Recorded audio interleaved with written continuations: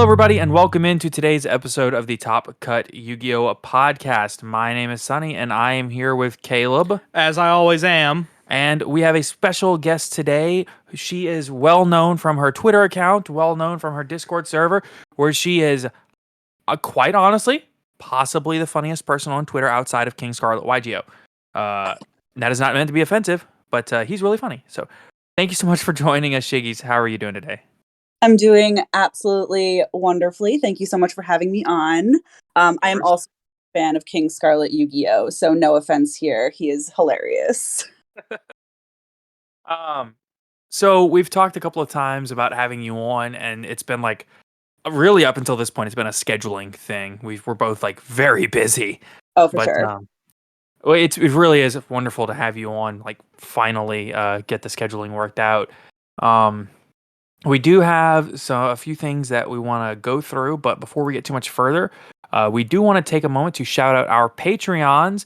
So thank you so much to Ace Micah, Austin Johnson, Myth Oceanus, Pig, Scuzz Daddy, Aaron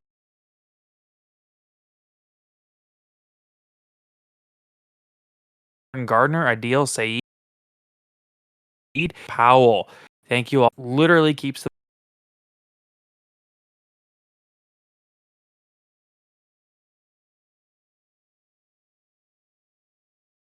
podcast going. So thank you so much. More reviews. It helps us tremendously. Thank you to everyone that has left a rating or a review.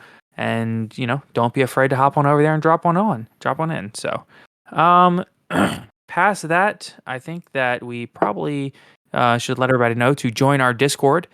This is the last call for people to join our Discord to participate in the tournament. That tournament will be this weekend. It'll be Saturday, October 16th. We kick off at noon Central Standard Time. It's looking, as of right now, like it'll be fairly small. It'll probably just be on Saturday. So if the issue is you didn't want to commit to a multi-day tournament, that's fine. It'll probably just be a one-day event. And prizing will be an Ultimate Rare first edition Karma Cut, a little bit light play for first place. It is free entry, remote duel. Just hop in and have a good time. So. Yep, just be sure you send me your deck list so I can check it over, just make sure everything's kosher. Right. We also ask that you follow us on Twitter as well as our guest, Schiggys. What's your @, on Twitter? It's Crystal Abundance, but it's spelled in a way that's extremely chaotic and not easy to spell. So it's like CRYSTLABNDCE. I took out like most of the vowels for no reason. Fine, vowels are overrated anyway. Why say long word when short word do good? Exactly. We are going to leave a link in the description below for people that would like to find Shiggy's Twitter page and give her a quick follow.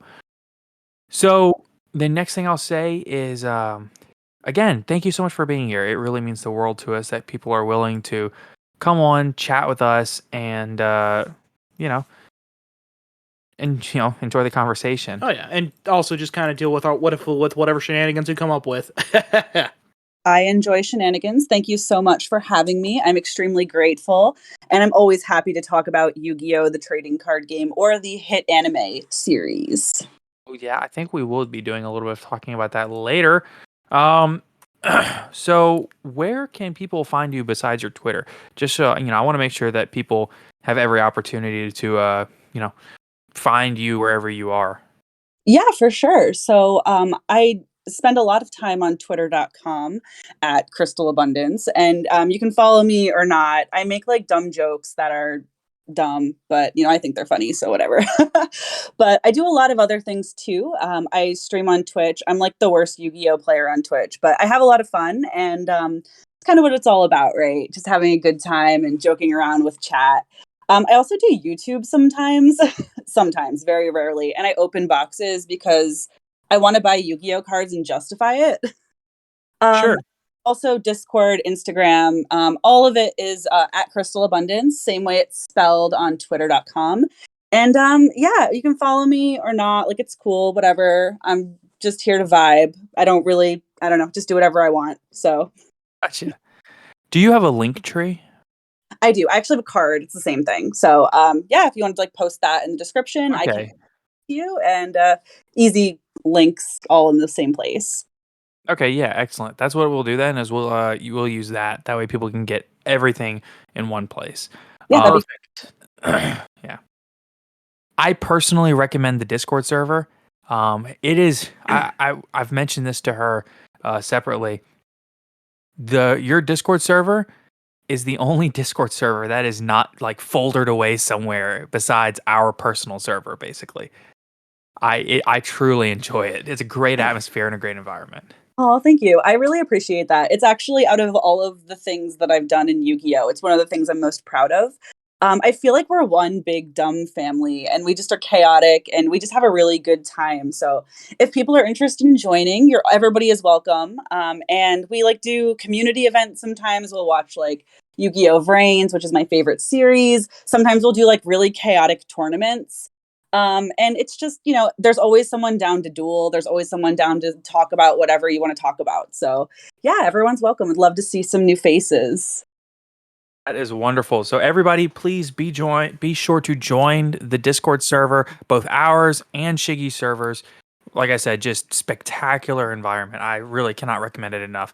And it is like 4 times the size of our server, so there's always somebody to talk to. So, I do want to go ahead and hop into a little bit of quick play news before we get too much further into the main segment, which is we have a million cards to talk about. Oh yeah.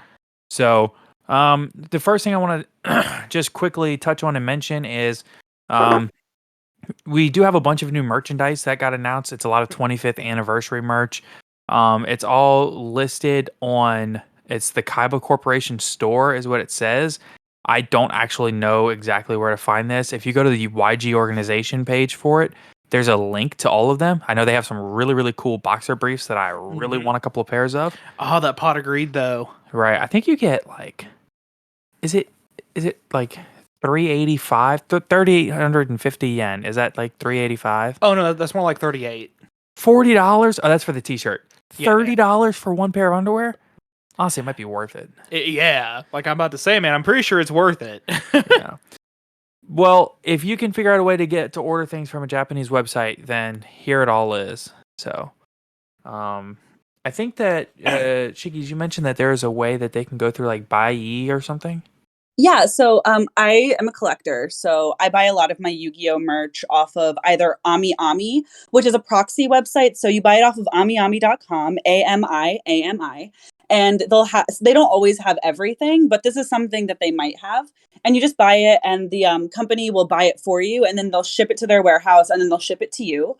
Or you can go on Buyee, and Buyee has like several different websites already populated. So they'll have like Japan Mercari, Japan, like Yahoo auctions, all sorts of stuff Right. like, and you can like search whatever you want to search and just buy it like through them and they'll ship it to their warehouse and then ship it to you. It can be a little expensive depending on what you buy, but like if you buy in bulk, like if you buy a bunch of stuff and then ship it all over at once, it's fantastic. I bought like my dual disc, I bought a lot of my like posters, a lot of my Vrains merch through those services. So it's definitely worth it. Oh, yeah, it sounds awesome. Especially if you go in here and you can get like they've got like 6 different underwear designs, they've got like 6 different t-shirt designs, different hoodie designs. I mean, you could get like, 2 or 3 of each or whatever, I mean, it could cost you some money, it could cost you a couple $100, but I mean, Oh man, I just felt my wallet get so much lighter. yeah, honestly. Oh no, my money. So we'll try to leave a link to one of those websites that you might be able to buy this stuff through, in the description if we can find it. But yeah, there's a lot of cool stuff. Like I said, lots of cool clothing items. They have some necklaces, phone cases, little mini towels, face towels, bath towels, card holders, cap badge collection. I don't even know what some of this stuff is. A Kyber Corporation leather tray, stickers, cushions, posters, blankets, tapestries, like literally just like everything you can figure out. They have it. So, and it's all in celebration of Yu-Gi-Oh's 25th anniversary. Yeah, the next piece of quick play news, we have some more limited edition goodies. A big Pot of Greed tankard. Which I really want. Yeah. We have a Millennium item collection, some other premium stuff, some pins, some coin collections, just some cool stuff. And the last piece of quick play news, we got an announcement of the History Archive collection for the OCG. It's a reprint pack with some new cards. Think Ghosts from the Past for us. It's mostly reprints with a few new cards. But the theme is to remind players of iconic and impactful scenes from throughout the Yu-Gi-Oh franchise. Right. So it'll be reprints from various super famous scenes, I guess. Then also have some new cards to help reimagine those famous scenes from throughout the Yu-Gi-Oh franchise. Right. So it'll be packs of 4 cards. If I had to imagine, it'll probably be some DM era pandering, as well as maybe some stuff from the other series throughout the history of Yu-Gi-Oh!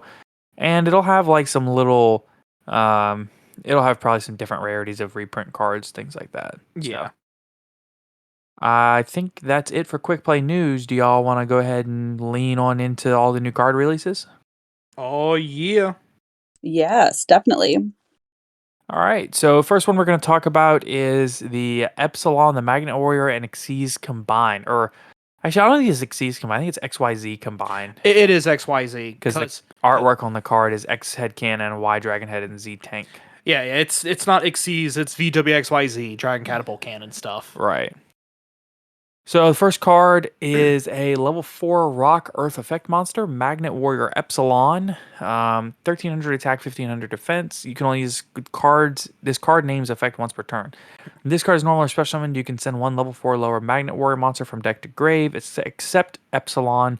This card's name becomes the same as the sent monster's name until the end phase. And you can special summon 1 Magnet Warrior or Magna Warrior monster that does not share a name with any card you control from the graveyard. It's interesting. It's a really good starter for the Magnet Warrior deck.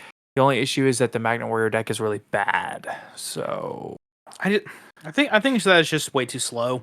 yeah, I mean they got some cool support cards in King's Court and all, but like it's still just. I mean, if you can stick a Berserkion, that's great. I don't even know what that is. Oh, okay, so you have the Magnetic Warriors, then later they came out with the Electromagnetic Warriors, which are just like powered up versions of the regular Magnetic Warriors. Right. Their Alpha, Beta, and Gamma can also do the same thing where Alpha, Beta, the old one could become Valkyrion, they become Berserkion, if I'm remembering correctly. Right. And then Valkyrion and Berserkion can fuse into some card with some fusion card with an incredibly long name that's like the Super Battle Robo or something. Okay. Yeah. Yeah. Like if you can actually get Berserkion or the fusion out and stick them,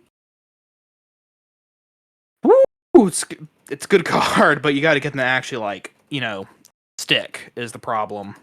Right. Caleb, you're up next. Oh yeah. Let's see. We got a continuous spell XYZ combine. You can only use this card's names 1 and 2 effects once per turn each. 1. If a Light Machine Union monster card is in your hand, is banished. If in your possession is banished, you can special summon a X-Head Cannon, Y Dragon Head, or Z Metal Tank from your deck. You can return a fusion monster you control the extra deck. Special summon up to 2 monsters with different names from among your banished X-Head Cannon, Y Dragon Headers, and or Z Metal Tank. Why does this feel like a speed duel card? It really does. Yeah. Schiggys, have you ever played speed duels? I have not. I've only done like Master Duels and like a little bit of Duel Links, but like not enough to say that I play Duel Links.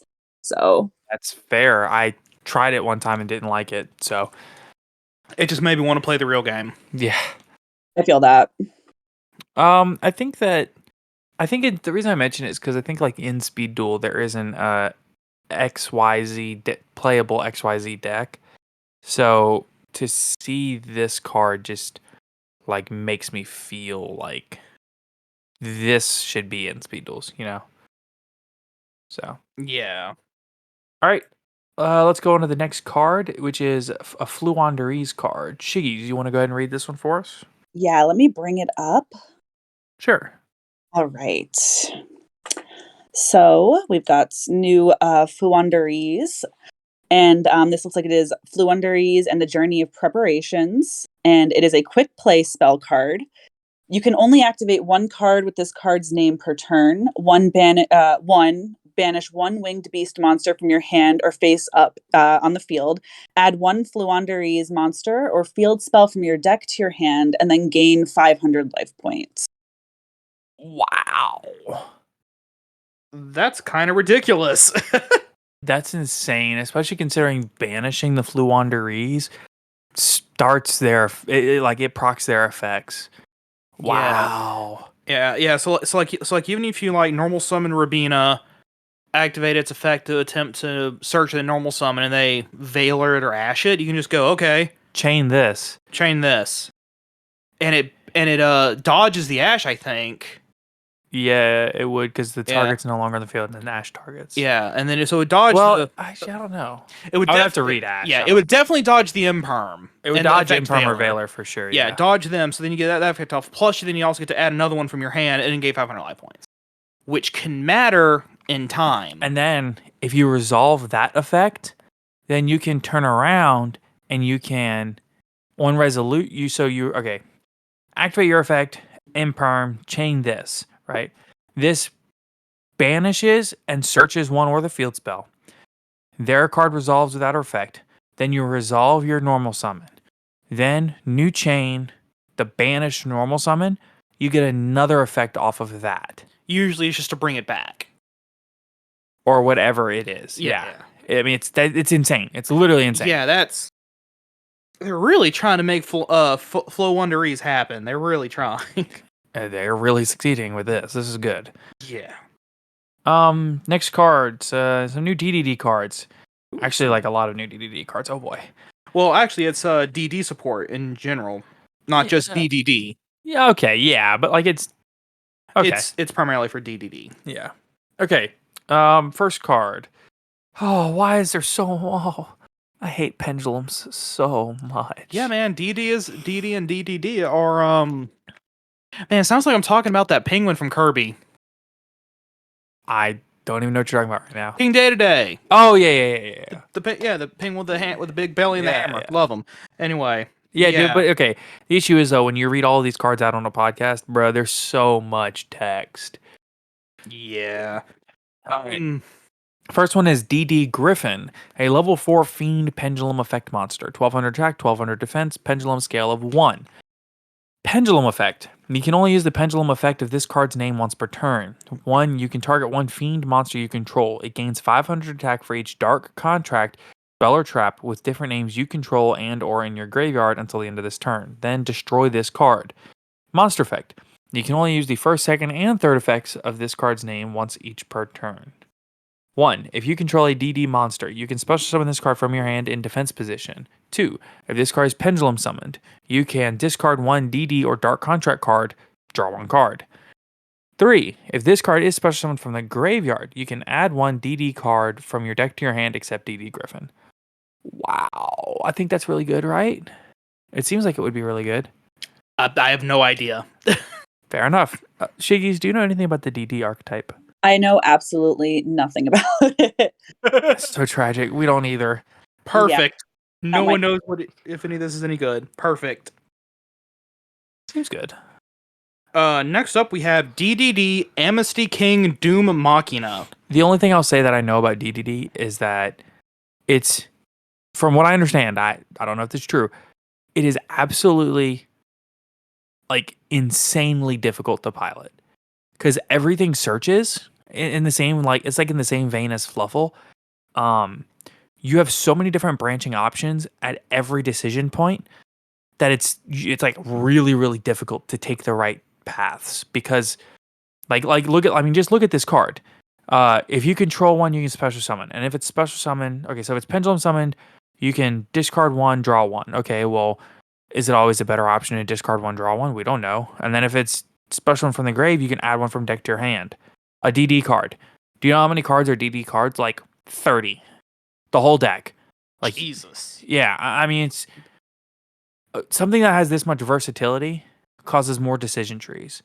And in a deck that's already this complicated to pilot, it just makes it even more complicated. So, okay, I'm done talking. You can talk about the Doom King guy. Yeah, so DDD, Amnesty King Doom Machina. It's a rank 10 Dark Fiend Exceed a Pendulum monster.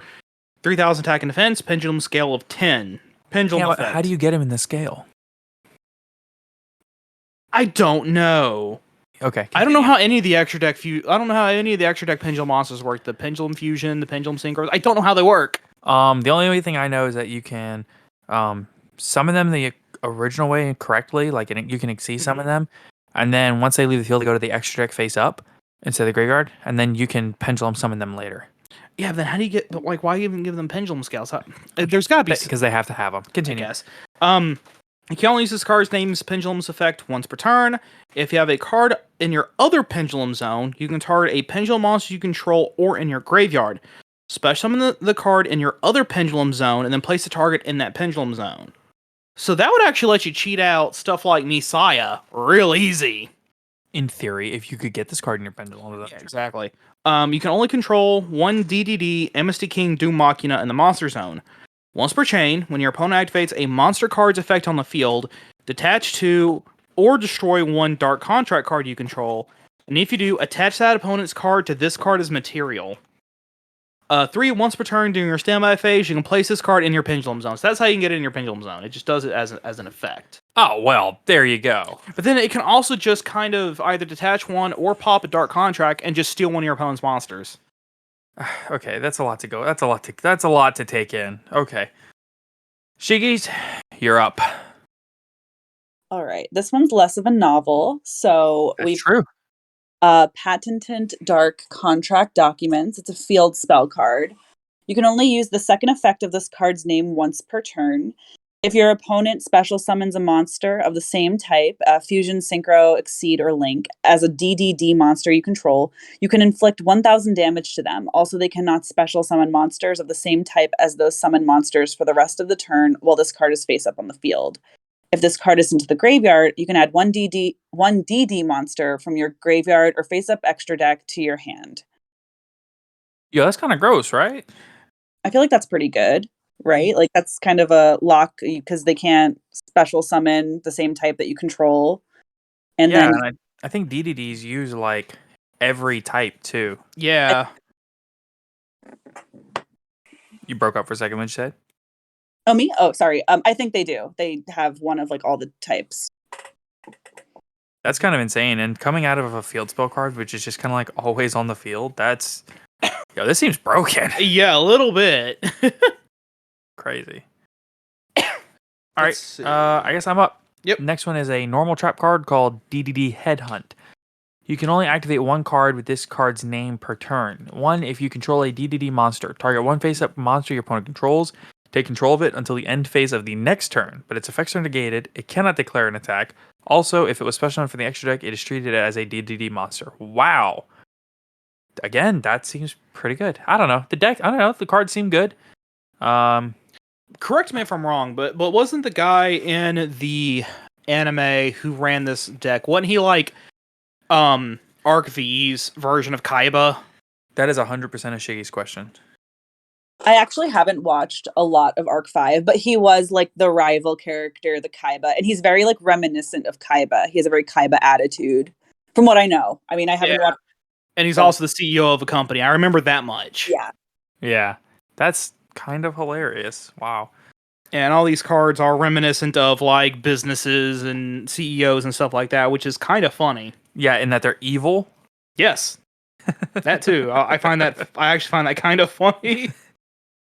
Let's see. Next up, we got some Blue Eyes support. Oh boy. Ooh. So I will go first. We have Blue Eyes Jet Dragon. You remember in the anime where Kaiba had his own private jet, and it was just Blue Eyes as a jet. I'll just say that like everything that we mentioned that's anime related is going to be a Shiggy's comment because I have not watched any of the anime. Wait, so like literally this card is his jet. That's kind of like the most iconic thing I've ever seen in my life. Yep. Blue Eyes Jet Dragon, level 8, Light Dragon, 3000 attack, 0 defense. You can only use the first and third effect of this card's name each once per turn. You must have Blue Eyes White Dragon on your field or in your graveyard to activate these effects. 1. If a card, parentheses S, is on the field and is destroyed by battle or card effect, special summon this card from your graveyard if it was there when they were destroyed, or hand, even if not. 2. Other cards you control cannot be destroyed by your opponent's card effects. 3.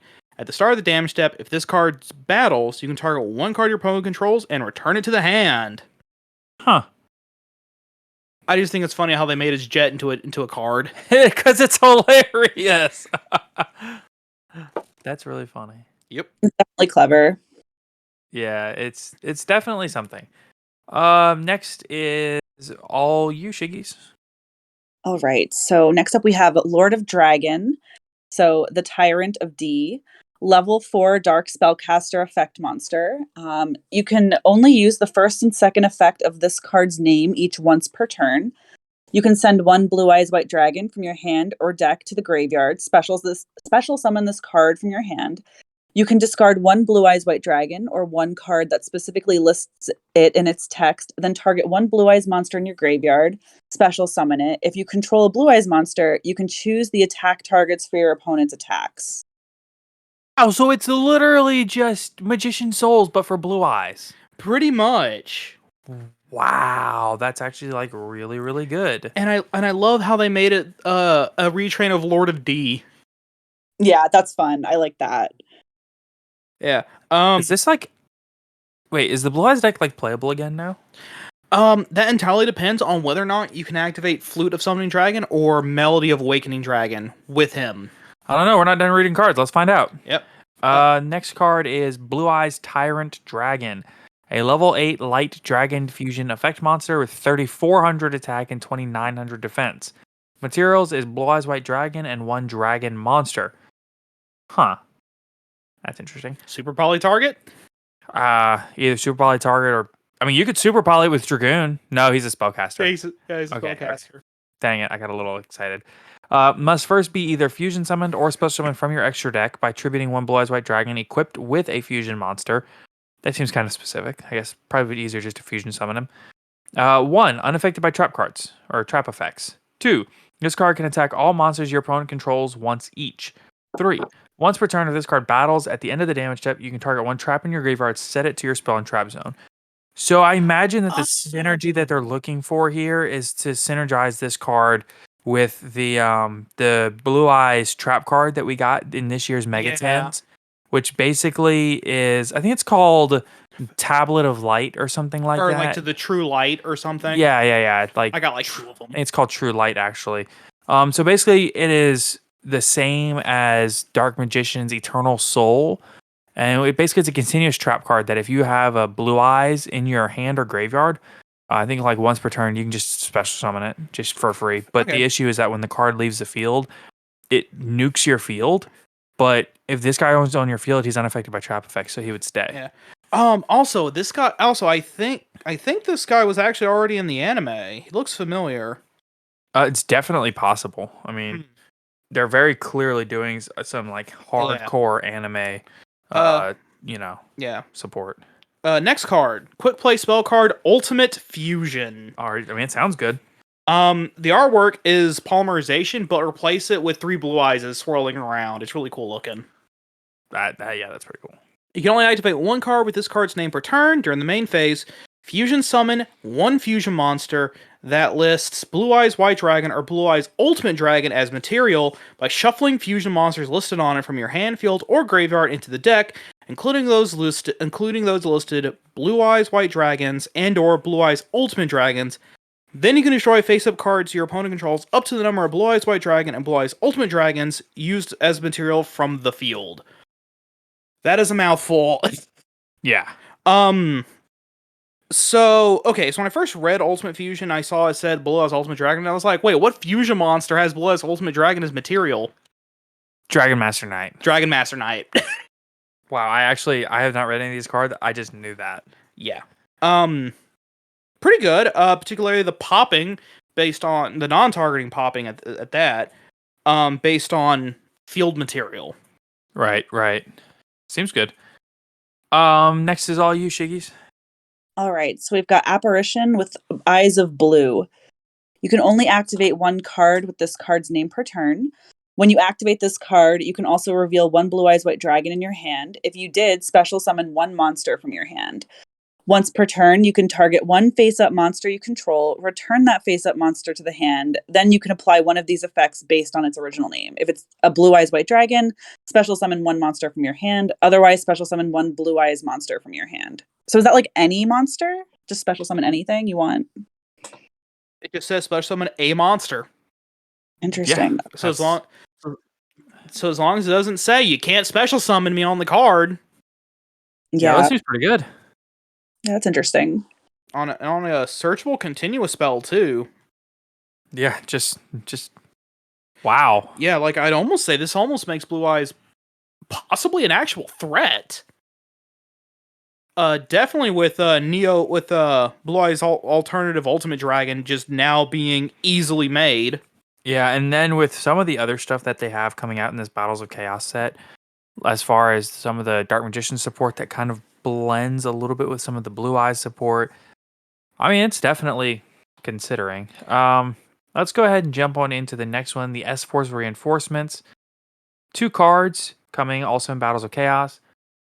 S-Force Lapswell is a Fiend effect light level 6 monster with 2400 attack and 2500 defense. You can only use the first and second effect of this card's name each once per turn.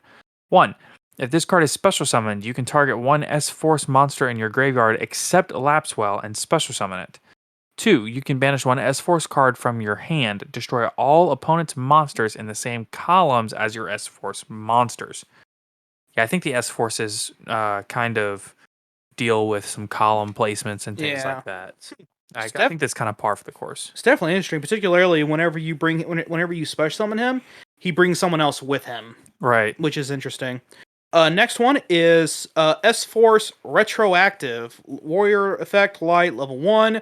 0 attack and defense. You can only use the first, second, and third effect of this card's names each once per turn. 1. If a monster you control would be used as a link material for an S-Force monster, this card in your hand can also be used as material. So that's kind of ridiculous by itself. 2. During the main phase, quick effect. Return this card to the hand. If you do, special summon a level 2 or higher S-Force monster from your hand. 3. If an S-Force monster you control would banish a card or cards from the hand to activate its effect, you can banish this card from your graveyard instead. It just seems like an extender to help you kind of push out their effects and actually get them going. I mean, the deck did need an extender, so it's got one. Oh, right, that means Shiggy gets Chronicle Magician. Oh, nice. That's actually a cool one. All right, let me just pull this up quickly. All right. I really like Chronicle Magician. I like the art. Sorry about that. Okay, cool. So, Chronicle Magician. You can only use the first and second effect of this card's name once per turn. If a monster's with 2500 original attack or defense is normal or special summoned to your field, you can special summon this card from your hand in defense position. If this card is special summoned, you can target one Dark Magician or one Blue Eyes White Dragon you control. It gains 2500 attack or defense until the end of this turn. Or 25 attack and defense, sorry, until the end of this turn. That's interesting. I mean, okay. I don't know if it's necessarily great, but what I will say is, with the amount of times that deck, that like both of those decks, the Dark Magician deck and the Blue Eyes deck, can special summon each of those cards respectively, I guess it's not bad. It's really cool, in my opinion. But I think the best part about this card is that it's really cool looking. I mean, sure. Oh, sorry. Yeah, the art is really cool looking for sure. Oh yeah. But like, I mean, bare minimum in Dark Magician, it's at least an extender, because it's level 7, just like Dark Magician, so you can. Yeah, you can use it for overlay stuff. Yeah. And then in Blue Eyes, it makes him big. Makes him real big, 5,500. Yeah. Wow. So. Yeah. Okay, next up is exactly what everyone asked for: a new Dogmatica ritual pair. Oh boy. All right. I guess I get the White Exalted of Dogmatica. All right. Level 4 light spellcaster ritual effect monster. 500 attack, 2500 defense, level 4. You can ritual summon this card with Dogmaticabre. You can only use the third effect of this card's name once per turn. 1. If this card is ritual summoned, you can target 2 face-up monsters on the field. One of them gains attack equal to the others. 2. Your level 8 or higher Dogmatica monsters cannot be destroyed by battle. And 3. If a monster is special summoned from your opponent's extra deck, You can look at your opponent's extra deck, and if you do, send one monster from it to the graveyard. Ooh. So her kanji reads as the white holy corpse of the heretical path. I don't know what that means. All I know is it sounds really cool. And I don't know anything about the lore except that there's a lot to it. But I respect it. Next up, we have the relevant ritual spell, Dogmaticabre. Ritual spell card. You can only be used to ritual summon any Dogmatica card, ritual monster. You can only activate one card with this names per turn. 1. Ritual summon a Dogmatica ritual monster from your hand or graveyard, for attributing monsters from your hand or field, and/or banishing fusion or synchro monsters from your graveyard, whose total levels equal or exceed the level of the ritual monster you ritual summon. Then if both White Knight of Dogmatica and White Exalted of Dogmatica are on the field, you can look at either extra deck and then send a monster to the graveyard. The kanji in its name reads Heretical Funeral. Yeah, I don't know. I guess these are just like adding into the lore of the Dogmatica archetype. I guess someone died. All I know is it's cool, which I'm fine with it. Like whatever it is, I'm cool with it. Yeah. I just think it's cool. So okay, next up, beginning with Shiggy, because I just read the last card there, is the new Marincess stuff. This stuff is super exciting because I am a huge fan of cyber stacks, and I also love Yu-Gi-Oh! Vrains. So it's all coming together. It's all coming together. But all right. So first we've got Marincess Spring Girl. You can only use the first and second effect of this card's name each once per turn. You can banish one Marincess monster from your graveyard, special summon this card from your hand. If this card is sent to the graveyard as material for a water link monster, you can send cards from the top of your deck to the graveyard equal to the number of Marincess monsters you control, then inflict 200 damage to your opponent for each Marincess card sent to the graveyard by this effect. Okay. Okay, it's simple extender. Not bad. Do you know anything about the Marincess archetype, Schiggys? I don't. It's like the one cyber stack that I don't play. But it does. And I mean, extenders are really important, obviously, in link decks. So, I mean, it could be something. Okay, cool. Yeah, I don't know much at all about the deck, so yeah, we're just kind of we're filling it out. All right.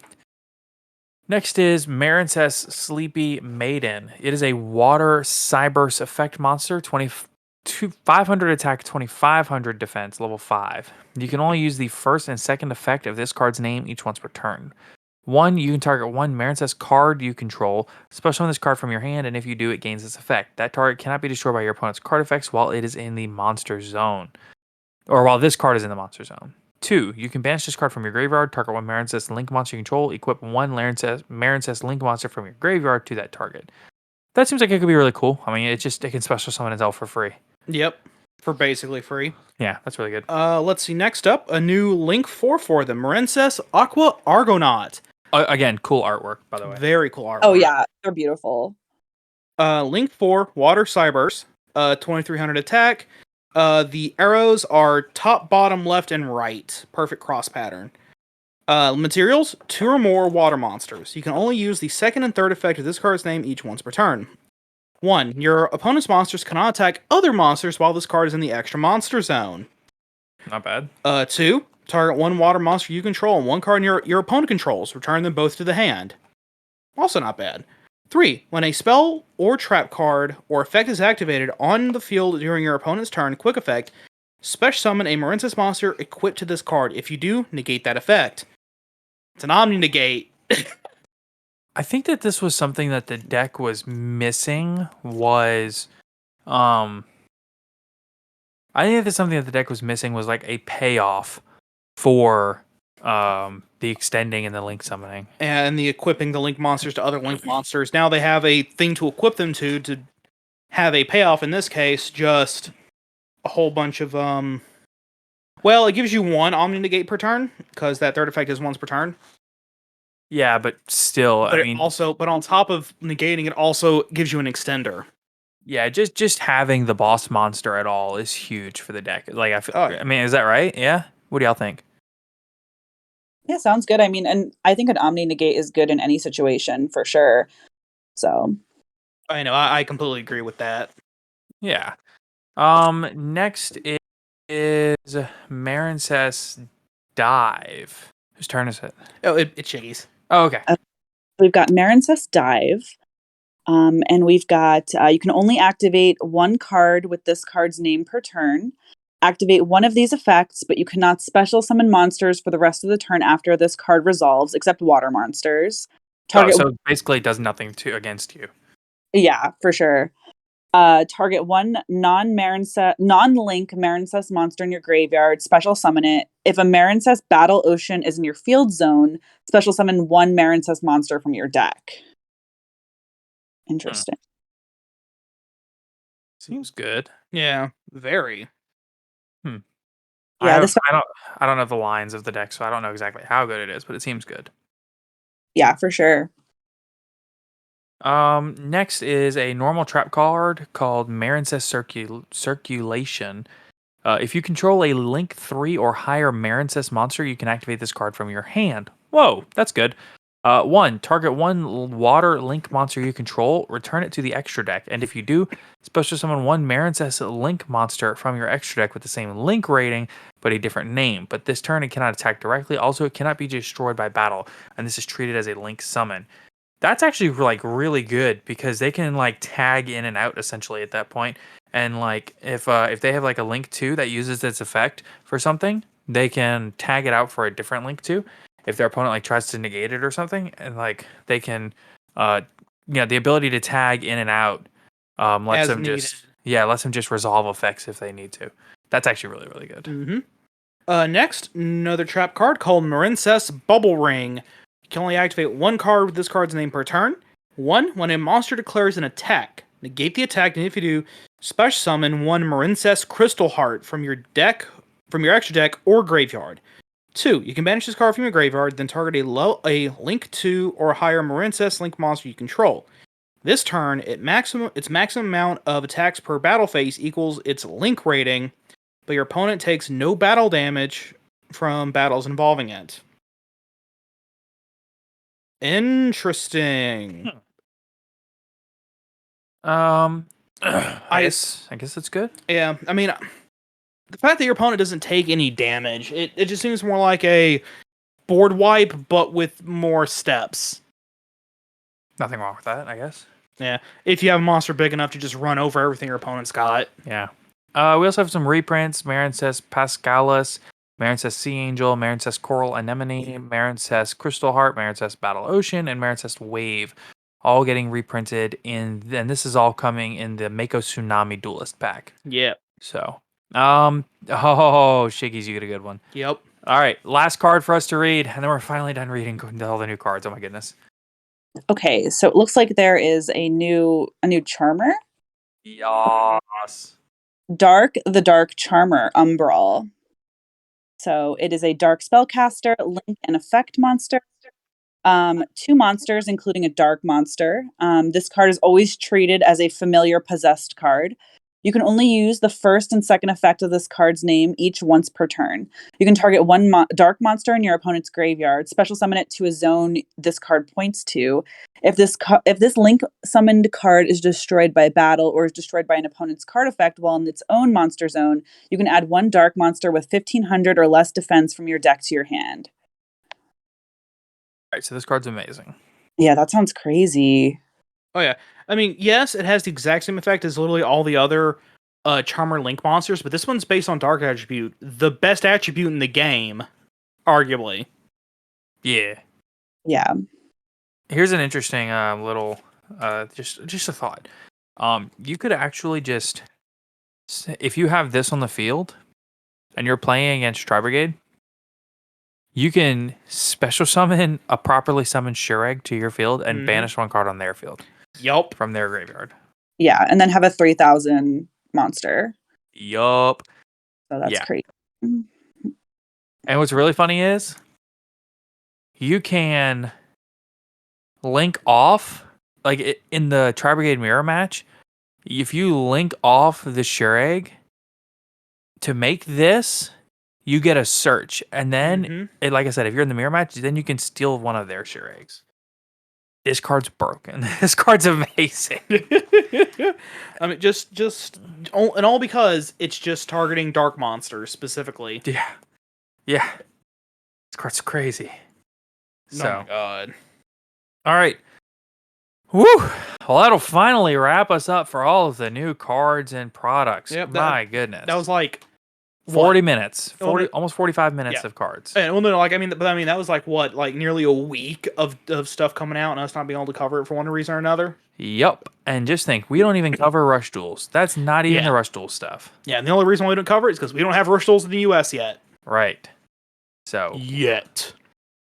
Have you seen anything about Rush Duels, Schiggys? Like, are you familiar with them? I know that they're similar to like how Duel Links plays, and I've always wanted to get into it because I have a lot of friends that are like really interested in Yu-Gi-Oh, but like the idea of like teaching them master dueling and like them having to buy a deck and them having to learn is just a lot to like start off right out the gate. So I really want to like get one of those speed duel boxes and like teach them like with that, and if they're interested they can like explore it further, but I haven't actually like taken the step to do that. Honestly, you're so correct. That's such a good point. Like something like Rush Duels would be a great starter tool here in the CCG.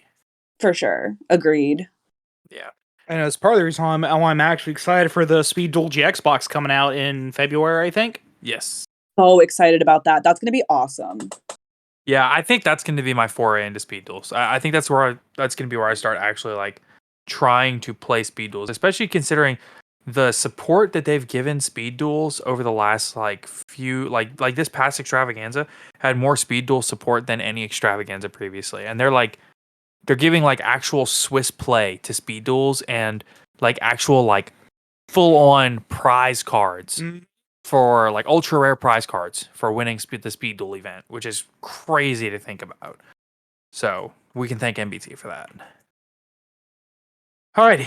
Well, I think that it is time to finally get into our mid-roll. So it's going to be a long episode. I can already tell. Yup. So we, of course, want to extend a big thank you to our sponsor, ETB Games, here in Alexandria, Louisiana. This is our locals. They sponsor the podcast. They are the ones that allow us to come in and record at the ETB Battle City Days, which you heard in our last episode.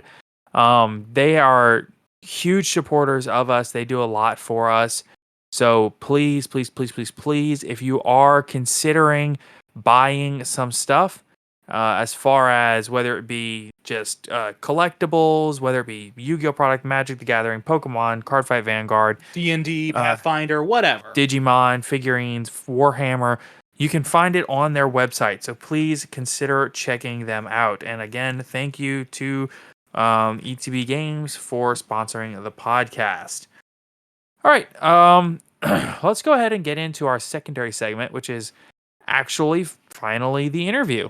This is the actual like important portion of the podcast. So, Schiggys, I do want to get into the interview with first a little bit about you and about yourself, your relationship to the game. How did you come about playing the game and things like that? Yeah, for sure. So I have been a Yu-Gi-Oh fan since I was 8 years old. I'm old. It's been a long time. Trust me, we all have been a fan since we were children. I get it. Yeah, for sure. I remember vividly begging my mother to buy me the $20 Yu-Gi structure deck at Target, and she would like absolutely not do it. And then for Christmas one year, that's what I got, and that's pretty much like my segue into like the card game and collecting. So I really loved it when I was younger. I would like run home from school and like watch all of the episodes of the anime. I had like the knockoff figures. They looked like wild. I loved it. And I kind of fell off in like middle school and high school because I thought I was like way too cool for that, and kind of came back when I went to college because I went to school in Philadelphia, and Yu-Gi-Oh is huge in Philly. Really? At my college, yeah, there were like so many people that played, at least back then. I went to school, I graduated about 10 years ago. Oh, not 10 years ago, a little bit less than that, but it was crazy. Like everyone was playing it. A lot of friends played it. It was really fun. And then I kind of like decided after about 2 years of that I wanted to I wanted to join a sorority, and I wanted to be like one of those girls. So I completely like put that rug over it. And quarantine happened, like, however many years later. And all my friends had been trying to get me back into it for a really long time. And I was like, no, I'm not playing Yu-Gi-Oh again. I'll never do it. And then quarantine happened and I had nothing else better to do. So I started playing online, And and here we here we are. are. So that relationship with the game and the anime and stuff. I would like to say that we also came back in quarantine. Okay, word. Seems like a there. Yeah, it's like you'd be amazed at how many people we talk to. And we're like, "Wow, what brought you? You've been out of the game for like 10 years. What brought you back into the game?" And they're like, "Oh, quarantine." And we were all just like, yeah, that's common sentiment. Yep. Yeah. And like the thing is, like I had actually going through my stuff, had found my old copy of Duels of the Roses, and I started replaying that, and it just made me want to play the game again. And then he messaged me, was like, "Hey man, you should get back in Yu-Gi-Oh with me." Yeah, and so I dragged him kicking and screaming back into the game. Yep. It'd be like, I feel that emotionally and physically. Yeah. So, so you've been playing back in the game for, I'd say, a year and a half now ish. Does that sound like close to right? That's about right. Okay. So in that time since you've come back into the game, there hasn't really been a ton of like high level competitive play. It's all been like either local levels, remote duels, DB, stuff like that. Um, how do you think that that's impacted your ability to get back into the game? So yeah, I mean, back in college, I was definitely attending regionals. Philly had two regionals, one in the fall, I believe, and one in the spring, and I would go to every single one. I wasn't good. Yeah. I liked the atmosphere. I liked being surrounded by other players, and I liked playing. So I would go to the regionals, and I would never like do better than like, half and half, but it was fun for me. Right. Coming back into the game, while big events weren't happening, and I don't think I ever intended to even go to them when I first started. It kind of my relationship with Yu-Gi-Oh now in 2020 and into 2021, it changed. And I did things that I didn't normally expect myself to do. Like I made a YouTube channel and I made a Twitch stream so I could like remote duel people as opposed to like a big event. Or I created my Discord where I could engage with, other Yu-Gi-Oh fans. Or I made a Twitter. I mean, it all started with Twitter. I made one on a whim. I had never had a Twitter before in my life. And I was like, I just want to talk to Yu-Gi-Oh people. I'm so tired of not having Yu-Gi-Oh friends. I mean, I have some Yu-Gi-Oh friends, but we were all quarantined. So we weren't really seeing each other. And I made all these friends, and everything kind of just like escalated. And I was like, oh, I have this Twitter. What if I made a YouTube channel? What if I made a Twitch stream? What if I have a Discord server? So I don't think that would have happened if I had kind of stuck on the competitive path, or I just played at like locals, or if I got my fix in other ways. So it's kind of cool. I mean, I've had a lot of really cool opportunities from making content, and I've got to do a lot of cool things, like be on this podcast and like meet a lot of creators that I really respect and like. So yeah, it's been pretty weird, but also it's been cool, and I'm grateful for it, of course. But my relationship is definitely different than it would have been if I was going to events and stuff. I feel that. Yeah. We our time coming back, like we never would have made this podcast if we weren't, like you said, just kind of like desperate to get our fix, you know? Yeah, for sure. So, I do want to lean in a little bit into we did mention that so you've played Yu-Gi-Oh on a competitive level. And I'm sure that you've noticed when it comes to playing Yu-Gi-Oh on a competitive level, you walk into that, like say a regional. You walk into that regional level event. You walk in and there's just a ton of people, a lot going on, but like there's something that you notice when you walk into that event, right? There's something you notice like about the people at the event, which is mainly that like an overwhelming majority of the player base is male. Um so the topic that I'm trying to broach into, and the topic that I'm trying to attempt to lean into is I don't think that it's even me saying I feel this. I think it's statistically when you look at the player base and the representation of the male to female ratio, or I'm not trying to put like necessary labels on the genders or anything like that. But when if you look at it, like for example, our listener statistics, you have like a 95% male listener base, right? So when I say this, I don't say it in like a a negative or mean way, but I do wonder how you feel the underrepresentation of women in Yu-Gi-Oh affects the game, right? Because I feel like the women are very represented within the community, and I think that this is kind of an issue that we need to work better and work towards fixing as a community, because I don't think that kind of split in demographic, I don't think that happens just based off of the Konami's target audience when we were all kids. I think there's something that's happened as far as the attitude of the player base. For sure. Yeah. Like I feel like a lot of the player base sometimes makes women feel uncomfortable. And I'm not saying that that's every player at all.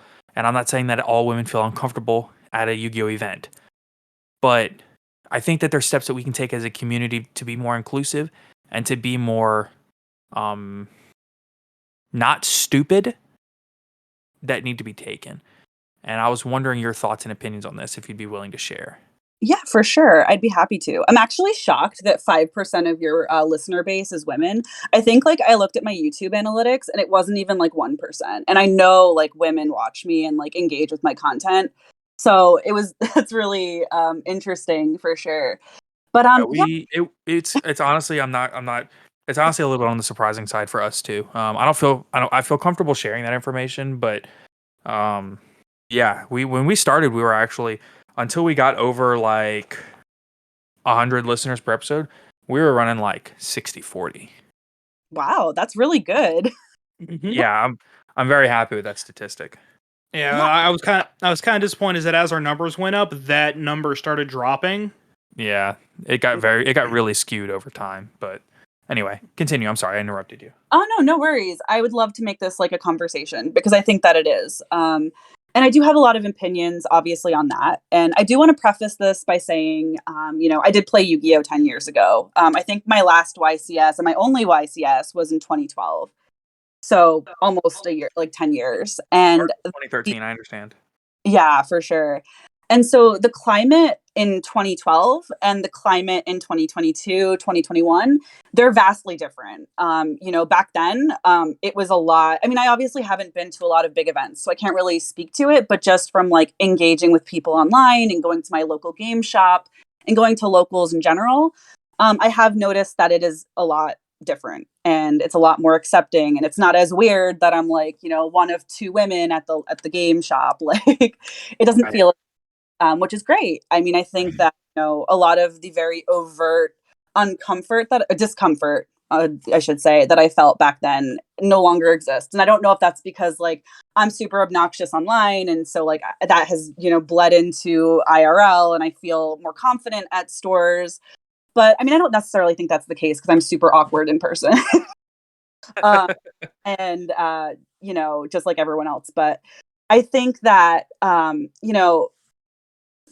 I don't necessarily think it's the idea that like women don't like Yu-Gi-Oh or that they don't play Yu-Gi-Oh. I think that obviously there is like the stigma, and there are people who still believe that. Like you'll be surprised at some of the comments I get. Like I'll get people being like, "You don't actually play Yu-Gi-Oh, you just do it for clout." And I'm like, "Well, that's very easily disproven because I stream on Twitch." So I'm not really sure. Right. That's kind of insane to think that people would say that. Yeah, it's like, I don't know what clout you think that we have. If I wanted clout, I'd play Minecraft or something, if we're being honest. But definitely. So we get weird people like that, but that's so few and far between, especially now that I'm like a little bit more, out here and, doing my own thing or whatever. So, but I do feel like there are a lot of people who do make women feel uncomfortable, and I'm not sure if it's necessarily that they're intentionally doing that, or it's just a lot of like heavily internalized misogyny that people grow up with, or they hang around with people who also have these same thoughts about women. And inclusivity is so important because we want to see our game grow, because when our game grows, then like everybody benefits from that. We get releases, we get bigger card shops, we get more people at locals to play with, more people that could be friends or whomever. Bigger events. Yeah, bigger events, more extravagant events. I mean, I would love to see that. It's great for content creators. We can see like more diverse content creators, and we can get better ideas, get new ideas, all that kind of fun stuff. So yeah, it's definitely, inclusivity is super important. And I feel like that people don't necessarily understand that. Like, we don't want to take your game away. We just want to be a part of it. So It's crazy to me to think that there are people that think that a woman playing Yu-Gi-Oh means that she's just playing for clout rather than love of the game, just like anybody else. for sure. And it's really disappointing to see. It's like we don't spend hundreds of thousands of dollars on cardboard and hundreds of hours trying to like build decks and create content and post things. I mean, it doesn't make sense logically to me, but I guess it makes sense to someone, because it's a pretty common theme with not just myself, but what I see other women in the community posting about as well. So it's definitely a shame, but we just want to be here, and we just want to play the game, and we're all passionate, and we're all, just love it. We just like have a good, that's what we all have in common. We have a good time doing it. So, yeah, I mean, I think that definitely there's a lot of like internalized misogyny, not necessarily like, oh, women don't play Yu-Gi-Oh, because like, yeah, there are people who believe that, but that's pretty easily disproven considering there's like a lot of women who do. Maybe not as many as men, but we're here and we enjoy it for sure. Yeah. But I feel like a lot of, and I want to preface this by saying, like, I don't speak for every woman, obviously. I speak for like myself and my experiences and what I've seen on Twitter and online and just talking to people and what their experiences are, but mostly to my own experiences. And, Right. I feel like, I actually made notes because I'm like wild like that, but I just wanted to make sure that I wasn't like being chaotic as I normally am. But No, um, I see. That's one of the reasons I want to talk to you is because like that level of preparation, that level of commitment, and that level of planning is more than we do most of the time. that's So, funny. And but it's like handwritten notes, like it's so dumb. But okay. Anyway, as kind of like getting back onto this very serious topic, I feel like something that is not necessarily specific to Yu-Gi-Oh, but into a lot of male-dominated spaces, because I've been in a lot of male-dominated spaces, just like throughout my career, throughout just where I'm at in my life. And I feel like oftentimes there are these preconceived notions on how a woman needs to behave. And if you don't meet these preconceived notions, then it's just like game over for you. And it becomes really like frustrating, and also like I'm very insecure about a lot of it too, and it is like a hindrance to my mental health and like my comfort in the game, and sometimes I don't even want to play anymore. And this is just speaking to myself, but I feel like oftentimes like women need to prove ourselves, and I think that's not necessarily gendered. I think Yu-Gi-Oh players, like, there is this idea that like you need to be the best to prove that you like deserve to be there, but I feel like people are really harsh on women, like, specifically. And it's like you have to prove that you know what you're talking about to be accepted. Like, if you're not like the best of the best, then don't even bother, or you're just doing it for clout, or you're just like doing it for the attention, which we hear all the time, which is really frustrating. So you need to like prove it. Like, oh, if you're not like topping your locals, then like, why are you even here? You're just doing it because you want to be in the space. And I promise you, like, most, not if not all women are definitely not doing it to I wanted like to I impress wanted them. to say I saw on Twitter, I think it was either today or yesterday that I saw it. Um, there was somebody that mentioned that the head-to-head battles channel with Susu and Gen. Yeah. They had left a comment on one of their videos, and it was a whole thread of comments actually, saying that Gen does not actually play the game, and that that he's just putting her there for clickbait, and he's using her yada yada. And I was just like, wow, the idea that somebody could so wholeheartedly believe that a woman is not only not playing Yu-Gi-Oh, but that she would let her boyfriend use her as clickbait, Yeah, for sure. And I did see that as well. And I was really so disappointed upsetting. that someone had thought that way, because it really invalidates her passion for the game and what she brings to the channel. Not necessarily just being a woman. That's not all she brings to the channel. She brings her personality and who she is, and that's a huge issue we see as well. A lot of women are very objectified, and I know no one wants to hear that, and nobody wants to have that conversation, and I totally understand.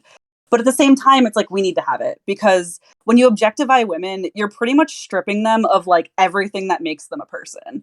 And it's just like, I mean, I don't know. We just like want to play a card game. Like, we're not here for really any other purpose. Like, we just want to play Yu-Gi-Oh and have fun and make friends. But when you're, seen in a certain way, or you're seen as like, the clickbait or whatever, it's like you're invalidating everything that she brings to the channel and everything that we bring to the community and all of our unique personalities and who we are as people. And it's kind of lame. I don't know. And that could be really like a detriment to people's mental health. I mean, I'm not speaking for Gen, of course not. But like for me, when that's happened to me, it definitely took a hit to my mental health. And I'm like, oh, like, do people even like me? Am I even funny? Am I even clever? Do I even belong here? Like, are people just seeing me as this, like, whatever, this girl who, like, exists? I don't know. So, yeah, it's I would definitely. like to say personally, this is why we wanted to have you on, is so that we could have this like real conversation, right? Because I don't think that I don't think that it does anybody any good to go into this subject without being willing to have a real conversation. I think it's disingenuous for somebody to ignore this, what is, in my opinion, a real issue within the game, right? Yeah, for sure. Underrepresentation of not just women, but everybody, right? Anybody that would be a minority in the game, um, whether that be women, whether that be the LGBTQ community, whoever it is within this community, um, it does not benefit anybody to be a dick, right? Yeah, for We are experiencing technical difficulties. Please stand by. Okay, everybody. Sorry about the technical difficulties, but we were in the middle of a great conversation until our bot gave up on us about women's inclusion in Yu-Gi-Oh! And what we can do as members of the community to, be normal. What can we do as members of the Yu-Gi-Oh! Community to make everybody feel welcome, to make everybody feel fully included, fully at ease. So, Schiggys, you were on a great spiel. I will let you take it away. Yeah, for sure. So it's interesting. I do get question a lot, and a lot of people ask like, we want to be better, we want to do better, we want to be more inclusive, and great, because I have some helpful tips on how you can be more inclusive. Ooh. So definitely consider supporting female creators. And I'm not just saying like don't just follow female creators because they're women. Like there are so many unique female creators. There are creators that do like collecting videos. There are people who do like anime themed content. They do TCG themed content. There's so many to choose from, but like pick a few and like try to like engage with their stuff. I think that supporting female creators and lifting them up, especially small ones, is like such a great way to, kind of foster that, inclusion, because, women see themselves in a lot of these female creators, which is so awesome. Like, I know that there are so many that I look up to personally as well. And when you see them kind of living and thriving and succeeding, then like other women see that too. And they're like, yes, let's go. Let's go to locals. If she can go to locals, if she can top that massive tournament, then I can do that too.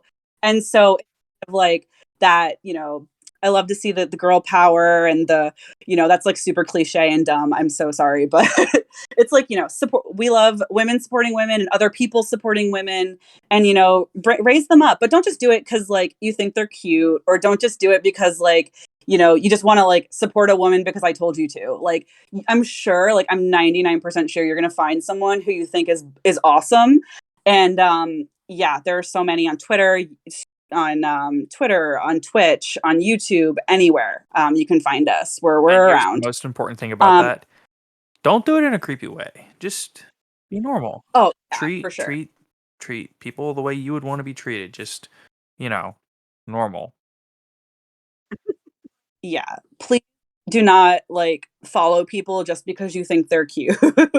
We'd love to see, because like there's like once again going back to the objectification argument, it's like there's so much more to women as people, as creators, than just how they look or just how you're perceiving them as like a possible girlfriend or however. Like there's so much more to us, I promise. And like it's definitely going to benefit you if you like kind of get out of that mindset and like, I don't know, just like listen to what we have to say. That would be super awesome.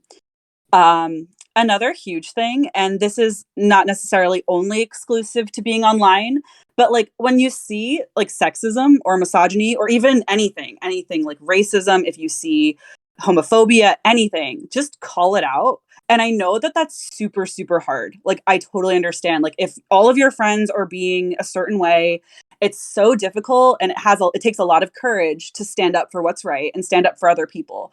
But like it is so helpful when you come to bat for other people, especially if you have a large platform or if you have a lot of influence. And you don't have to be a jerk about it. You don't have to go on like a 20-page tweet rampage like I did. You can literally, hey man, like that's not cool, or like, hey, we don't really think that way here, or like, hey, like that's kind of like racist, or that's kind of misogynistic, like we don't talk like that. You know what I mean? And it's just it helps so much. Like I don't know if people realize it. And like every single time someone does that for me, I totally like I remember it forever. I really do. And just like coming to bat and like amplifying female voices or any minority voices when they're speaking about these things is really important, and we really, really appreciate. Well, I mean, I don't want to speak for everybody, but like I really appreciate it personally, and it helps. It does. It validates me, and it validates what I think and like my experiences, but it also just makes me feel like I'm a part of a community that actually cares about me.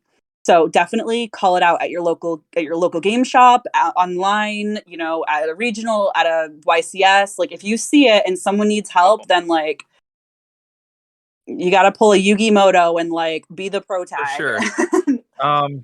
Help out because It's really, in my opinion, kind of a case of kind of in the same vein as if you were sitting there and you were in that person's shoes, where you had somebody coming at you for something that you didn't do anything wrong. It's not your fault. You didn't.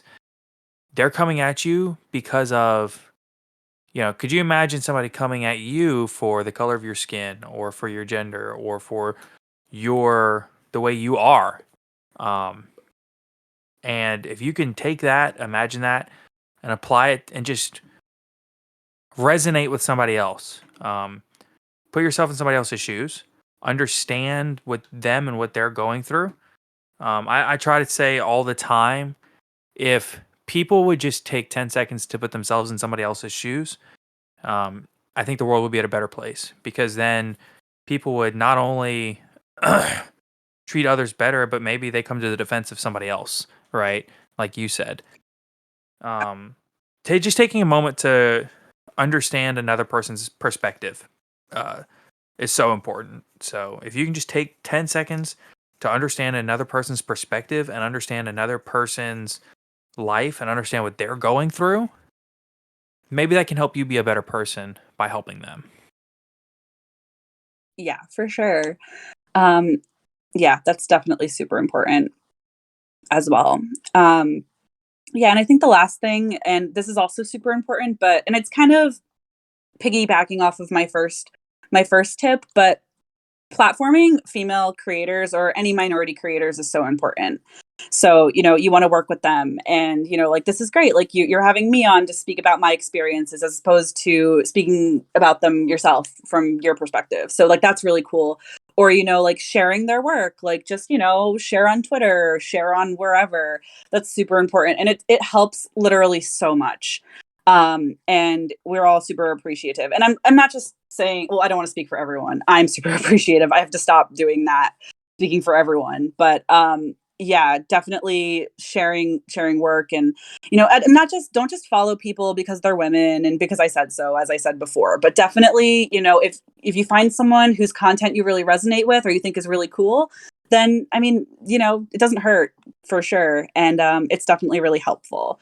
So yeah, I mean, that's my best ways to to kind of maybe be more inclusive, and also just, like, see women as people. I think that's really important as well.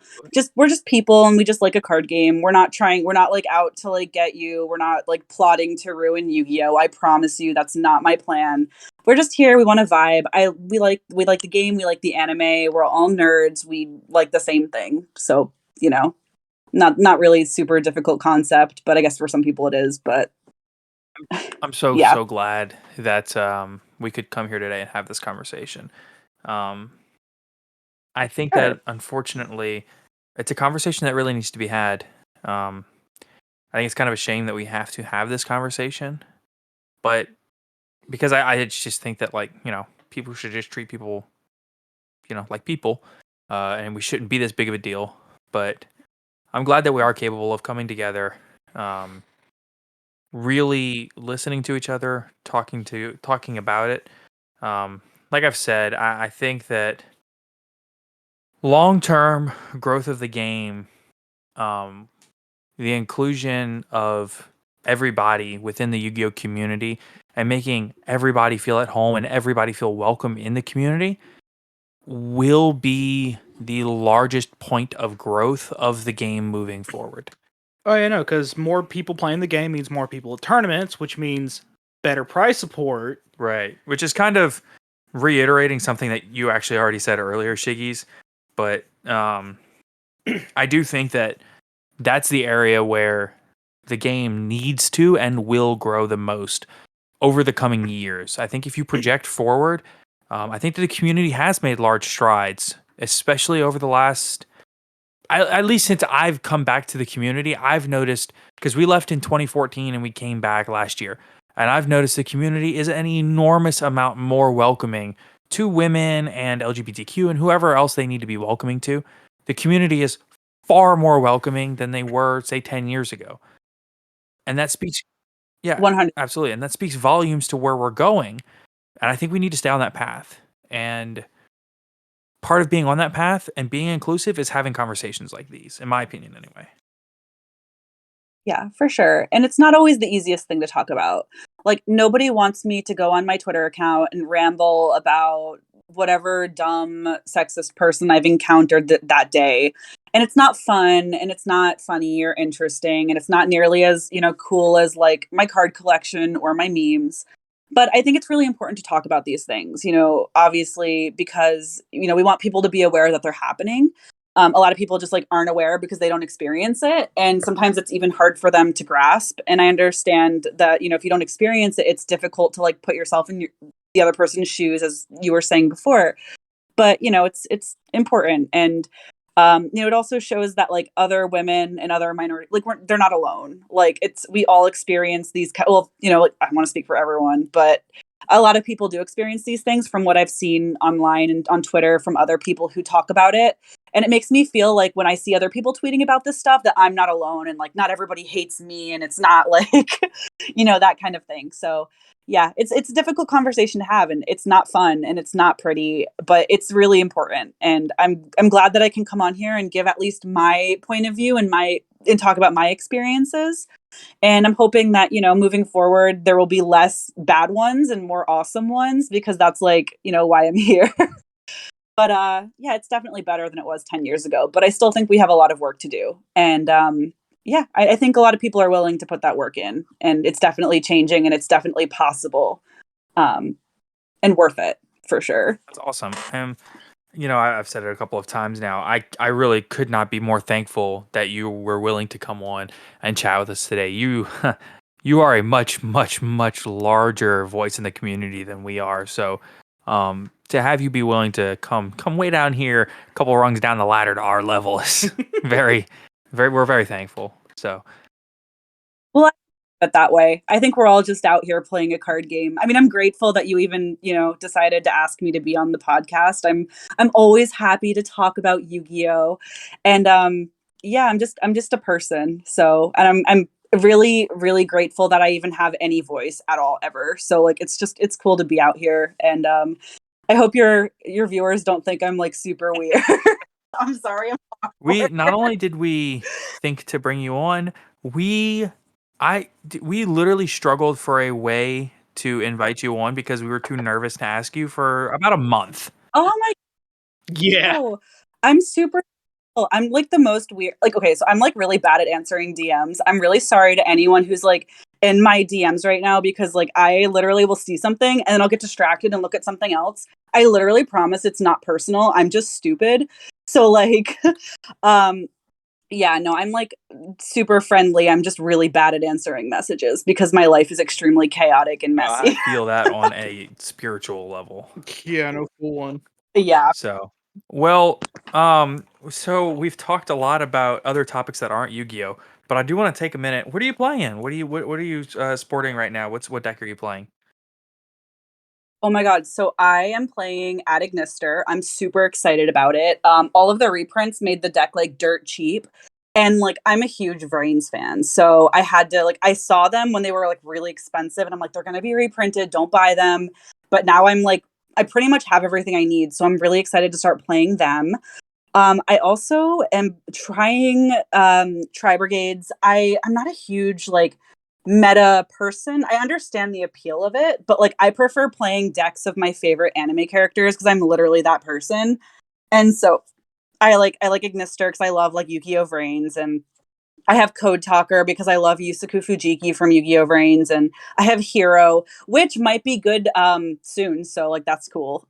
But yeah, just like super chill, casual, chaotic decks that I have fun with. I've So, but taken thank very heavily to Edison format because I can play Diva Heroes and have like a very competitive hero deck. I love that, honestly. Is that like because that's like old school heroes, right? So 2010, like yeah. oh, so 2010. Yeah. Is that like Neo Is it what?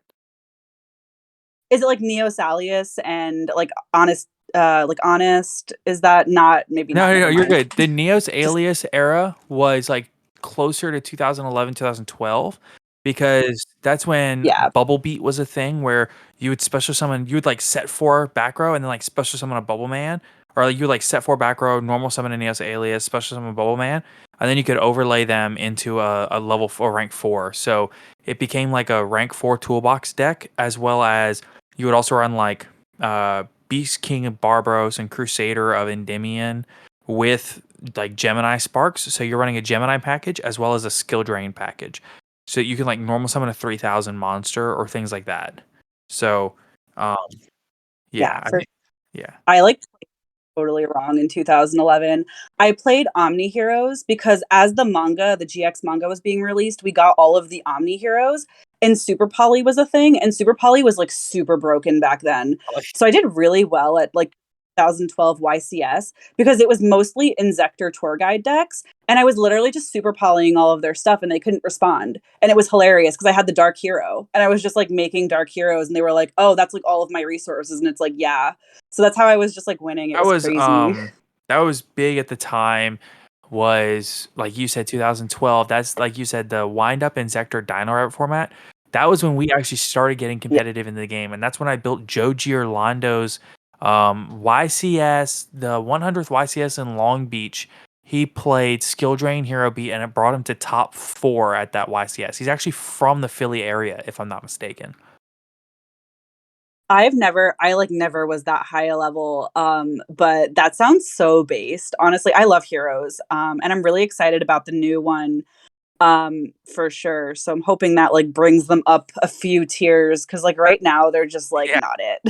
Yeah, I can actually send you a link to that deck profile. He's Do you know so who cool. YGO History is? He's around a lot on Twitter and YouTube.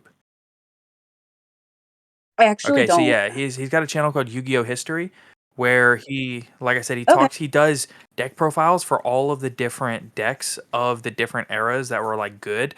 So he did like Frog FTK, he's done decks for Edison format, he's done decks for, I think he did the Wind Up deck, the Dino Rabbit deck from that era. He has like 10 YCS tops around that era. So That's yeah. crazy. That sounds awesome. Yeah, he's like one of my all-time favorite players. So, and he just recently started the YouTube channel where he does all the old school deck profiles. So, but That sounds really yeah, it's very cool. But okay, yeah. Well, I'm gonna get with you at some point to get some matches in because I would like to get my Adignister matchup on point. So that would be super cool. I'm really bad with them right now. Nibiru is disgusting, but I have crossout designators now, so I'm like hoping. I only have 2, but I mean that's enough. So I'm hoping it like helps with the Nibiru problem because it's a problem. Like it'll just completely shut me down. I need to like figure out how to not make that happen. what I've So started doing is we'll see. I got my playset of crossouts also, and I'm running them in my Tri Brigade deck. So much excite. Well, Yeah, I only have 2. It's enough, so yeah. it's fine. Well, we're gonna go ahead and wrap things up. So, do you have any plugs that you want to do in closing? Yeah, can I like plug I my don't. friends? If you're interested in, enjoying some other female creators, I know that I talked about some supporting other women, and I think you should totally do that. I have a bunch of friends that are super cool and good at Yu-Gi-Oh and Yu-Gi-Oh content, and this isn't all of them, so I'm so sorry if I missed you. I have like so No, many, that's you're good. Go for it. but some cool people that you should follow are Heart Moonfly. She's an incredible collector. Her collection is insane. She has a lot of like Starlight rare cards, and she posts them on Instagram mostly, but she also has a Twitter. There's also Aito Mari. She's a Yu-Gi-Oh streamer, and she is super nice. She's also an incredible artist. My friend Hoju Kaz, who is a Yu-Gi-Oh Vrains cosplayer, and her wigs are insane. She posts a lot on Twitter and also Instagram, and I think she does some TikTok stuff. Of course, I probably don't need to shout her out, but fifth rate duelist Zara, amazing. She's incredible at Yu-Gi-Oh, and she's really, really hard on herself, but she's so amazing at the game. And she has some like local like store tops and stuff. And she topped like a big tournament the other Yeah. few months ago. And yeah, there's also Annie the Eevee. She's a streamer. She was actually just in the extravaganza out in Europe. She's awesome. She's super nice. Digitama Queen is also really cool. She does like a lot of TCG just in general, but she's really cool. And she does Yu-Gi-Oh openings, and she plays crazy good Digimon. So if you're into Digimon, definitely check her out. And Tracy Cakes is also a Digimon Yu-Gi-Oh streamer combined, but she's also really cool. Yeah, and that's just like off the top of my head. There's like a million more, and I'm definitely forgetting people, but like it's so easy to find us. Like, I don't know, but definitely check them out and give them a follow if any of that sounded interesting. I mean, something had to have. So please support my friends and support other women in the community. That would be super based of you. And you can follow me if you want, but like, I don't know, follow my friends. That would be awesome. All right. So Well, thank you again so much for being on. We will get with you after the recording. We're going to make sure that there are links to social profiles or whatever they would prefer for everybody that you just mentioned in the description below. It's going to be like a just a big pile of links down there at the bottom, but they're all going to be there. We promise. I would agree. So we also want to thank all of our patrons again so much for coming, for supporting the podcast. Again, you literally pay for our podcast to be posted.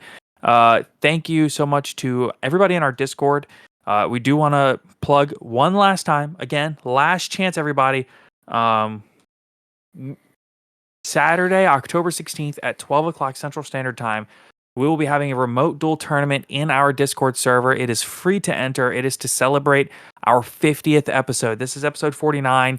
Next Tuesday's episode is episode 50 of the podcast. It has flown by, and we are already looking forward to getting to the 100th. So thank you, everybody, so much for supporting the podcast through all of these episodes through all this time.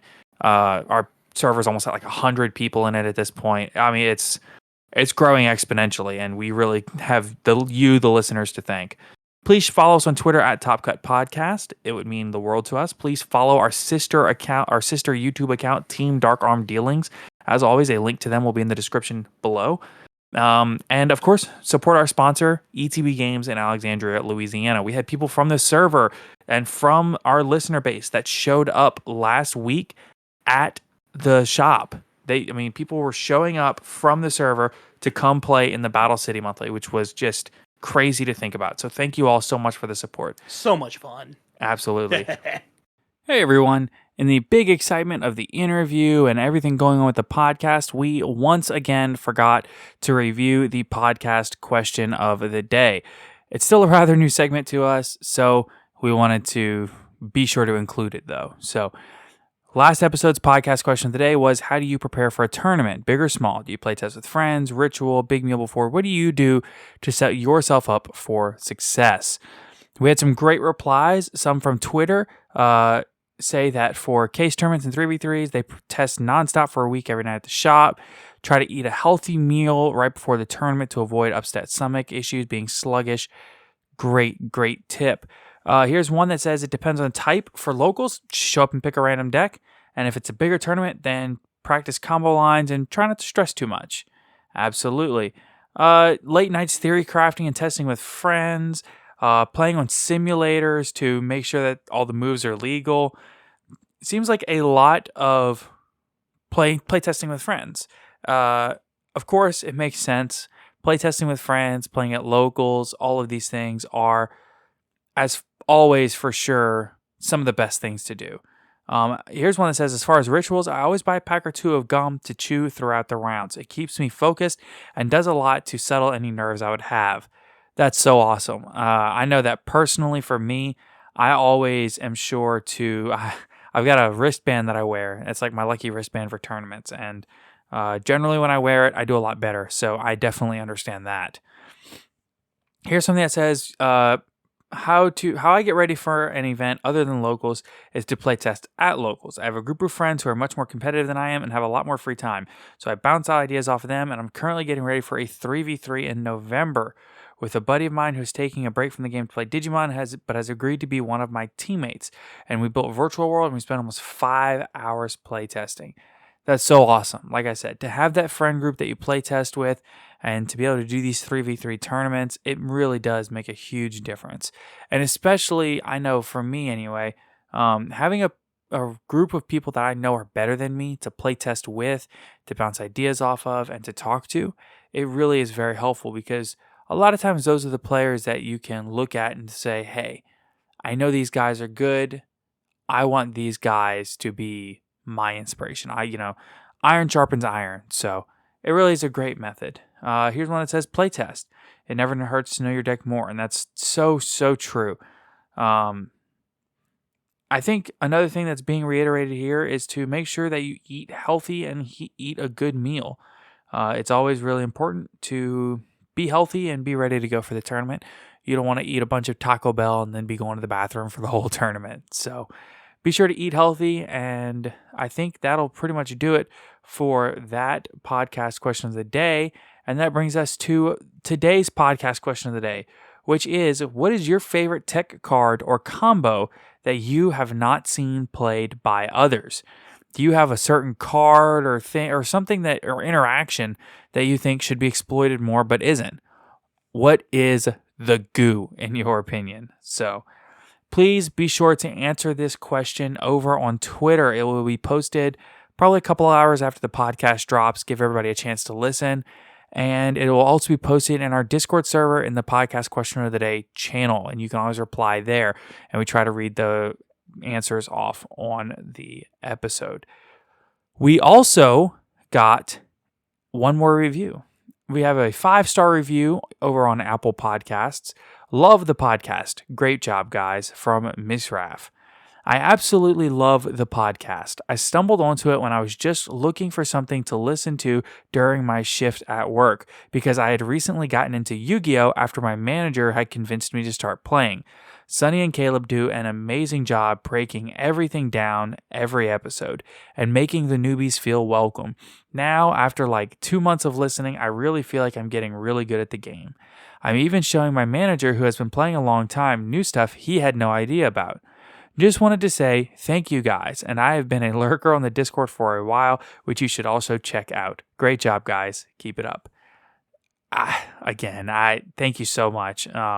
We're up to like 11 5-star ratings now. We've got a bunch of really positive reviews, and we always love to hear all feedback, positive or negative. But if you're gonna leave the review, we do prefer positive. If you have some negative review, please though hit us up in the Discord. Let us know. We're always looking and striving to improve the podcast. But thank you all so much for listening to today's episode. Again, be sure to check out our Discord server. Tomorrow we will be hosting a tournament in a server celebrating our 50th episode extravaganza. Thank you all again so much for listening. Have a wonderful day. So thank you all so much for being here. Thank you all for listening. And please, we will see you back here on Tuesday for the next episode. Have a good day, everybody. Take care, everybody. Later, Gators.